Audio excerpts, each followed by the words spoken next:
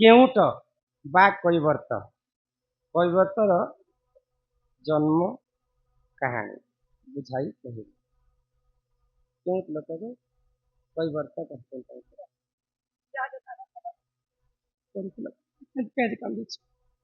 କଥା ପଡିଲା ମାନେ ପଚରା ଶୁଣବ ହଁ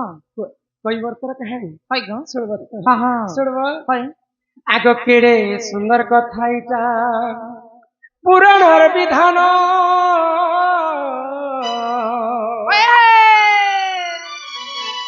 ଆରେ କେଡେ ସୁନ୍ଦର କଥା ଏଇଟା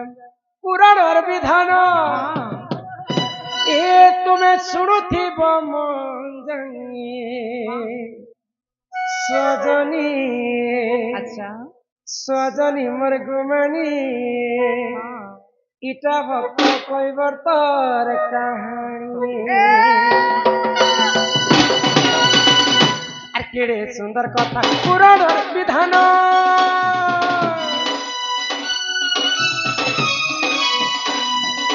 আর কেড়ে সুন্দর কথা পুরাণর বিধান শুনুথিব মজনী তুমি শুনুথিব মজনী সজনী সজনী মোর গুমানি ইটা শুন পুরাণর কাহানি সজনী সজনী মোর গুমানি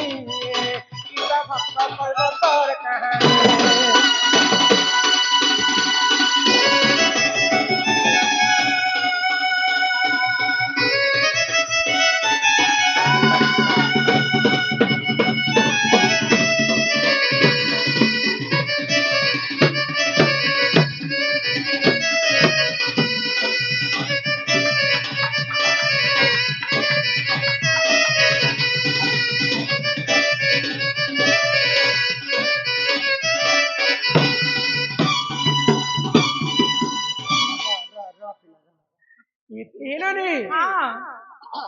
কৈবর্তর অর্থ ହେଲା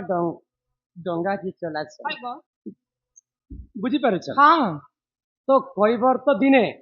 ଭଗବାନ ରାମଚନ୍ଦ୍ରଙ୍କର ପାଦ ପଦ୍ମକେ ଧରିକରି ତା ଡଙ୍ଗାରେ ବସେଇଥିଲା ଯାହାର ପାଦ ପଦ୍ମକେ ଯୁଗ ଯୁଗ ଧରି ହର ବ୍ରହ୍ମା ନେଇ ପାଇଲେ ଯାହାର ପାଦ ପଦ୍ମକେ କୋଟି କୋଟି ଋଷି ତପସ୍ୟା କରି ନେଇ ପାଇଲେ ଆଉ ସିଏ କିଏ ଥିଲା କୈବର୍ତ୍ତ ଯେ ଭଗବାନ ରାମଚନ୍ଦ୍ରଙ୍କର ପାଦକେ ଧରି ପାଇଲା ଶୁଣବ হ্যাঁ ସେ କୈବର୍ତ୍ତର କାହାଣୀ হয় গো ନନୀ ହୋ হ্যাঁ হ্যাঁ আগ শ্রী সত্য যুগরে জাণ হননি বলি রাজা দেখ জাণ আগ দান করি দেখ গর্ব করিলা শুনা হে সূর্যজন গর্ব গঞ্জন নরহরি গর্ব নসহନ୍ତି কাহারি বলি রাজা ସମସ୍ତଙ୍କୁ ଦାନ କରି କରି ଗର୍ବ କଲା ଯେ ମୋ ଠାରୁ ଆଉ ଦାନ କେହି ଦେଇ ନେଇ ପାରନ ଅଧିକ ତ ଭଗବାନ ଗର୍ବ ସୂଚନା କରିବା ପାଇଁ କାଣା କଲେ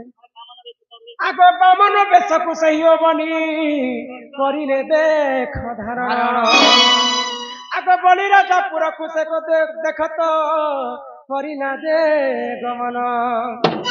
ଆରେ ଏଠୁ ଅନ୍ତେ ଯାହା ହେଲା ହୋ ନଣନ୍ଦେ আরে তুই যাহা এলা হনরন্দে শুনুথিব মন্দনী তুমি শুনুথিব মন্দনী সজনী সজনী গুমানি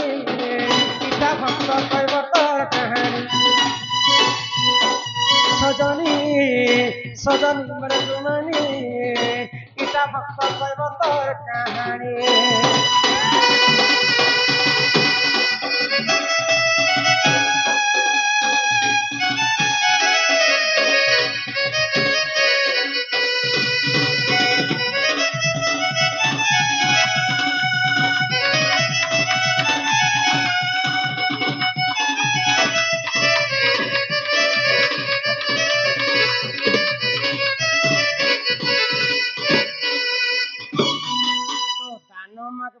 ସ୍ୱୟଂ ନାରାୟଣ ବଲିଙ୍କର ଗର୍ଭଚନା କରିବା ପାଇଁ ବାମନ ବେଶ ଧାରଣ କଲେ হ্যাঁ হ্যাঁ ବଲି ରାଜାଙ୍କର ପୁରରେ ପହଞ୍ଚି କରି ବଲିଙ୍କୁ କହିଲେ ଯେ ତୁମେ ପରେ ବହୁତ ଦାନୀ হ্যাঁ ତୁମେ ସମସ୍ତଙ୍କୁ ଯାହା ମାଗିଲେ ତୁମେ ଦାନ କରଛ হয় গো ମତେ ବି ଗୋଟେ ଜିନିଷ ମାଗବାର ଅଛି হ্যাঁ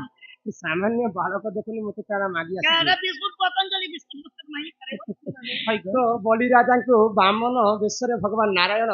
ଶଙ୍ଖ ପାଣି ଛୁଇଁ କରି ପ୍ରତିଜ୍ଞା କଲେ ହଁ ତୁମେ ଯଦି ମତେ ସତ୍ୟ କରବ ବୋଲେ ଜିନିଷଟି ମାଗବେ ଠିକ ଅଛି ଛୁଆ ଲୋକ କାଣ ମାଗବା ସତ୍ୟ କରିଦେଇଥିବ ଏଇନା ହଇ ବଳିରା କହ ଯେତେବେଳେ ସତ୍ୟ କରିଦେଇଥିବେ ବାମନ କାଁ ବୋଲି ଜାଣିଲ କାଣା କହିଲେ ଚାରି ତିନି ପାଦ ପାଦ ମୁଖ ଦରକାର ଜମି ଦରକାର ଭୂମି ଦାନ ମତେ ହଇ ଦିଅ। କହ ବଳି ରାଜା ହସି ଦେଲେ ମୋର ଆଙ୍ଗୁଠି ଦେଖୁଛୁ ହଁ ଆଙ୍ଗୁଠି ଯେଡେ ଅଛି ତୋର ପାଦ ହେଡେ ଅଛି ହଇ କହ ତୁ ତିନି ପାଦ ଭୂମି ଦାନ ନେଲେ ତୁ କାଣା କରିବେ ହଁ ତ ତୁମେ ତ ସତ୍ୟ କରିଛ ମତେ ଦେବ ଏକା ତ ଭଗବାନ ବାମନ ବେଶରେ ତାଙ୍କର ଆକାରକୁ ବଡ କରିଦେଲେ ହଇ କହ ତ ବଡ କରି କରି ଗୋଟେ ପାଦ ରଖିଦେଲେ ସ୍ୱର୍ଗରେ ସ୍ୱର୍ଗରେ ଆଉ ଗୋଟେ ପାଦ ରଖିଦେଲେ ମର୍ତ୍ତ୍ୟରେ ମର୍ତ୍ତ୍ୟରେ ତ ତମେ ତ ତିନି ପାଦ ମାଗିଛ ପ୍ରଭୁ আর ଗୋଟେ ପାଦ କେମିତି ତୁମେ କେମିତି ନେବ କହ ତ ସେଇ ସମୟରେ ଭଗବାନ ତାଙ୍କର ନାଭି କମଳର ଗୋଟେ ପାଦ ବାହାର କଲେ ହଁ ବଳି ହାରିଗଲେ ତ ବଳିରାଜା ଯେତେବେଳେ ହାରି ଯାଇଛନ୍ତି ଇହାଦେ ତ ମୋର ତ ଭୂମି ନେଇନ ମୋର ମୁଣ୍ଡରେ ରଖିଦିଅ ପ୍ରଭୁ ହଇ କହ ତ ସେଇ ପାଦକେ ବେଦପତି ବ୍ରହ୍ମା ଦେଖୁଛନ୍ ଯେ ଭଗବାନଙ୍କର ପାଦକେ ତ ମୁଇଁ ଧରି ନେଇ ପାରୁଛେ ଇ ପାଦକେ ନିହାତି ଭାବରେ ଧରବି କହିଲେ ଆଉ ସତ ଚେଷ୍ଟା କରୁଛନ୍ ବ୍ରହ୍ମଦେବ ହଇ କହ ତ ସେ ଜନ୍ମରେ ମଧ୍ୟ ବ୍ରହ୍ମଦେବ ଭଗବାନଙ୍କର ପାଦକୁ ଧରି ନେଇ ପାଇଲେ ନେଇ ପାରିଲେ କହ ତ ଭଗବାନ ଦିନେ ବୋଲିକେ ପାତାଳ ପୁରେ ଭସେଇ ସାରିଲା ପରେ ଅନନ୍ତ ଶଯ୍ୟାରେ ଶୋଇଛନ୍ତି ହଁ ହଁ ତ ବ୍ରହ୍ମଦେବ କଇଛ ରୂପରେ ଆସିକରି ହଇ ଏ ଭଗବାନଙ୍କର ପାଦକେ ସେ ନାଭିରୁ ଯେନ୍ ପାଦଟା ବାହାରିଥିବା ଛୁଇଁବା ପାଇଁ ସତ ହଁ, ହଁ। ଚେଷ୍ଟା କରିଛନ୍ତି ତ କେଛ ରଙ୍ଗବା ଲୋକ ସର୍ପ ଉପରେ ଚକି ଦେଖୁଛି ଯେ ସେ କେଛଟା ଭଟ କରି ହିଟି ପଡୁଛି ପଡୁଛି। ସର୍ପ ବି ଗୋଟେ ବିଛଲିଆ ଜିନିଷଟେ ହଇ କହ ତ ବିଷ୍ଣୁ ଜାଣି ପାଇଲେ ହଁ ଯେ କିଏ ତୁମେ କୁହ ମୋର ପାଦକେ କାହିଁକି ତୁମେ ଧରବା ପାଇଁ ଆସିଛ ହଇ କହ ଦେଖିଦେଲେ ତାଙ୍କର ଅସଳ ରୂପ ବ୍ରହ୍ମା ହଁ ହଁ ତମର ପାଦକୁ ମୁଇଁ ସ୍ପର୍ଶ କରିବା ପାଇଁ ଆସିଛ ପ୍ରଭୁ ହଇ କହିଲେ। କହ ତ ଭଗବାନ ବିଷ୍ଣୁ କହିଲେ ଇ ଜନ୍ମରେ ତୁମେ ମୋର ପାଦ ଧୋଇ ନେଇ ପାର ତୁମେ ଯଦି ମୋର ପାଦ ଧୋଇବ ହଁ। ତ୍ରେତୟା ଯୁଗରେ ମୁଇଁ ରାମ ହେଇଥିବି ହଇ ଆଉ ମୁଇଁ ବନବାସ ଗଲା ସମୟ ତୁମର କୈବର୍ତ୍ତ ରୂପରେ ଜନ୍ମ ହେବ ହଁ ହଁ ଆଉ ସେ ସମୟରେ ମୋର ପାଦକେ ଧୋଇଥିବ ହଇ କହ ଆଗ ପିତୃ ସତ୍ୟ ପାଳି ଦେଖ ପ୍ରଭୁ ରାମ ଗଲେ ଦେଖ ଘୋର ବନ ବନ ଆଗ ସରଜୁ ନଦୀ କୂଳରେ ହବନି କରିଲେ ଯେ ଗମନ ଯେତେବେଳେ ସରଜୁ ନଦୀ କୂଳରେ ପ୍ରଭୁ ରାମ ଲକ୍ଷ୍ମଣ ସୀତା ବନବାସ ସମୟରେ ଯାଇଛନ୍ ହଁ ହଁ ଧୀବର କୈବର୍ତ୍ତ କାଁ ହେଲା କାଣା କହିଲେ ପ୍ରଭୁ ମୁଇଁ ତୁମର କଥା ଶୁଣିଛେ ହଁ ତୁମେ ପରେ ଗୋଟେ ଏନ୍ତା ଟୁକେଲ ଲୋକକେ ଏନ୍ତା ପଥରକେ ମାରିଦେଲ ଯେ ସେ ପଥରଟା ଟୁକେଲ ହେଇଗଲା ହଇ ଅହଲ୍ୟା ଯେନ୍ ପାଷାଣ ହେଇଥିଲା ହଁ ହଁ ତୁମେ ତୁମର ପାଦ ପାଇଲା ପରେ ସେ ନାରୀ ହେଇଗଲା ହଇ ମୋର ଡୁଙ୍ଗାକେ ତୁମେ ଯଦି ମାରିଦେବ ମୋର ଡୁଙ୍ଗା ଯଦି ଗୋଟେ ଟୁକେଲ ଲୋକ ହେଇଗଲେ ମୁଁ କେନ୍ତା କରିବି ନାଇଁ ନାଇଁ ମୁଁ ତୁମର ପାଦକେ ଧୀରେছি ହଇ କହ ତ ବ୍ରହ୍ମା ନିଜେ କୈବର୍ତ୍ତ ରୂପରେ ଜନ୍ମ ହେଇଥିଲେ ଭଗବାନଙ୍କର ପାଦକେ ହଁ। ଧରିବା ପାଇଁ ବଢାଇ ଦେଲେ ପୟର ଏ ଭାବ ଗ୍ରାହୀ ସେ ରଘୁବୀର ପୟରେ ଖ୍ୟାଲିତ କରି ବସନେ ପଚି ସାମାନ୍ୟ କୈବର୍ତ୍ତ ଗୋଟେ କାଣା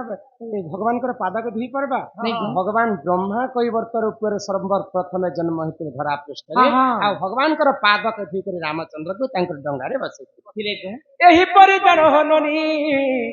ପୁରାଣର ଏହି ଜ୍ଞାନ ବୁଝିଲେ କ୍ଷମା କର ହନନି ଶୁଣ ହେସ ଭାରଜନ আর যাহা জানিଥିଲି কহিলি বুঝাই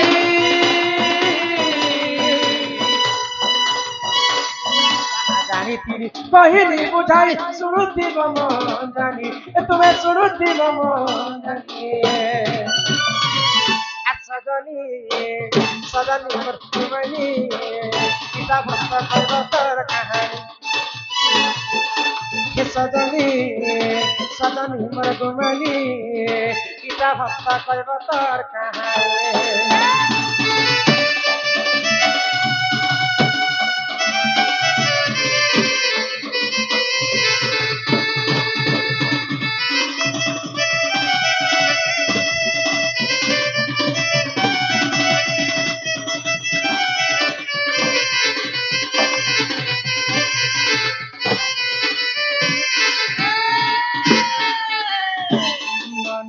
ହଇ କହ ହେଲା କୈବର୍ତ୍ତର କାହାଣୀ କାହାଣୀ ଭକ୍ତ କୈବର୍ତ୍ତ ହଁ